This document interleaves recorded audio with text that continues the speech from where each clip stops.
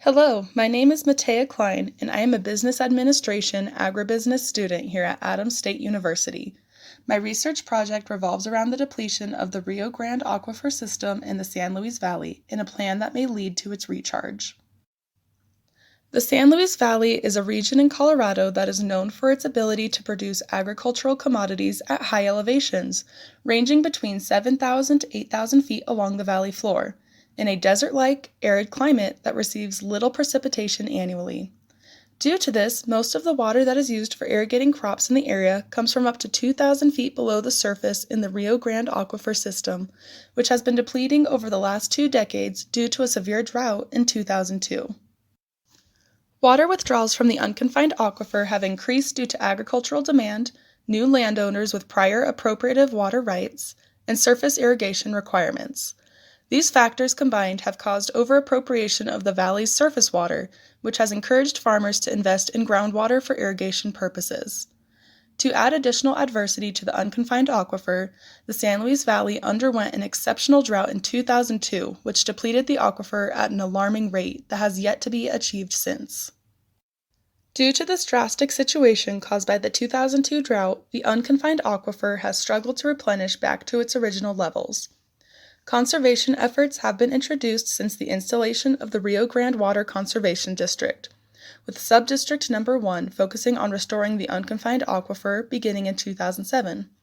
Subdistrict Number 1 devised the Plan of Water Management in 2010 to highlight goals and procedures for restoring the unconfined aquifer to its level before the 2002 drought. Though this plan has exhibited merit and is a start toward restoration, it has yet to achieve its goals due to environmental factors within the San Luis Valley. The top graph shown here depicts the change in the unconfined aquifer's water levels from 2002 to present, being January of 2021. The graph begins at the base level of 0 acre-feet, which indicates the aquifer's level just before the 2002 drought. Since then, there have been major subsequent decreases in water levels, mainly due to severe and extreme droughts. The red dot on the graph indicates the introduction of the Rio Grande Water Conservation District, which thereafter shows a brief peak in the aquifer's levels, followed by another decline. The orange dot represents a severe drought in September of 2011, while the pink dot designates an exceptional drought beginning in May of 2018.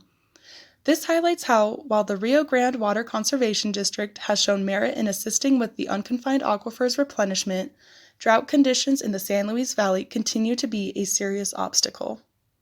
Now looking at the bottom graph, this presents drought conditions in the Rio Grande drainage basin within the San Luis Valley.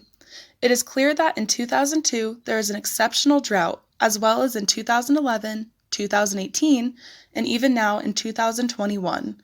Which corresponds to rapid declines in the unconfined aquifer's levels from the first graph. It is difficult to combat these environmental factors for rapid aquifer replenishment. Due to its inability to restore the unconfined aquifer to its pre-2002 levels, many farmers may face well withdrawal shutdown by 2030, though local farmer Rodney Clayton of Hooper, Colorado, has proposed a plan that may show potential as it incorporates drought conditions.